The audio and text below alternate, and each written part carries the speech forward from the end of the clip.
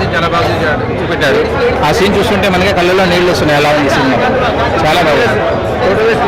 Cinema అయితే చాలా బాగుంది. ఎన్టీఆర్ రియల్ లైఫ్ లో ఎలా జరిగిందో అది చూపెట్టాడు.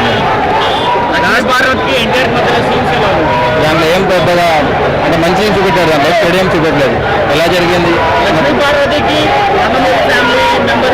కనెక్షన్ కొంచెం దూరం దూరం చూపెట్టాడు, దాంట్లో అంత కరెక్ట్గా చూపెట్టలేదు. అసలు హైలైట్స్ అని ఏం లేదు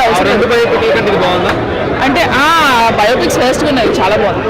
అది వాళ్ళ సీరియల్ అండి, ఇది జెన్యునిటీ. ఓకే, అది వాళ్ళు కావాలనుకున్న సీరియల్ అండి.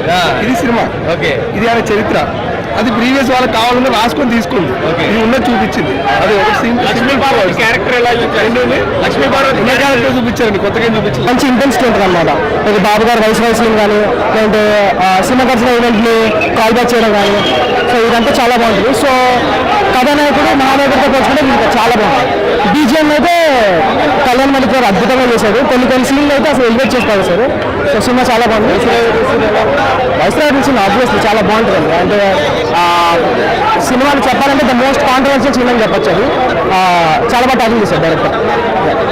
సినిమా చాలా బాగా తీసిందండి రామ్ గోపాల్ వర్మ. ఎన్టీఆర్ జీవితంలో జరిగిన ప్రతి ఒక్కరు చూసారు. కానీ ఎన్టీఆర్ని వెన్నుపోటు పొడిచి ముఖ్యమంత్రి పదవి నుంచి దింపి చనిపోయే ఆ సీన్ చూస్తే నాకే బాధ అనిపించింది. సొంత ఫ్యామిలీకి ఎలా ఉందని నాకు తెలియదు. కానీ రామ్ గోపాల్ వర్మ చెప్పింది చూడు, నేను నమ్మడం తప్పు అని, అది 100కు 500% కరెక్ట్ అండి. వైస్రాయ్ హోటల్ సీను ఆ రోజుల్లో నేను చూడలేదు, కానీ ఆ విధంగా చెప్పులేసి కొట్టడం అని చూస్తుంటే నాకే చాలా బాధ అనిపించిందండి. నమ్మి అంత దూరం తీసుకొచ్చిన వ్యక్తిని అలా చేయడం ఎప్పటికీ తప్పు. ఇప్పటికైనా కన్ను తెరిచి నందమూరి ఫ్యామిలీ అనేది ఒక తాటి మీద ఉండి, రేపు నందమూరి ఫ్యామిలీ తోటే తెలుగుదేశం పార్టీ సాధ్యమవుతుంది.